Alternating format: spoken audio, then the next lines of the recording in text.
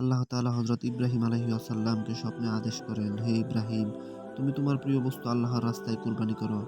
ইব্রাহিম আলাইহিস সালাম ১০টি উট আল্লাহর রাস্তায় কুরবানি করলেন। তিনি আবারও একই স্বপ্ন দেখলেন। অতঃপর তিনি আরও ১০০টি উট আল্লাহর রাস্তায় কুরবানি করলেন। পুনরায় তিনি একই স্বপ্ন দেখে ভাবলেন, এই মুহূর্তে আমার কলিজার টুকরা সন্তান ইসমাঈল আলাইহিস সালাম ছাড়া আর কোনো প্রিয় বস্তু আমার কাছে নেই। তখন তিনি স্বপ্নের ব্যাপারে হযরত ইসমাঈল আলাইহিস সালামকে বললেন।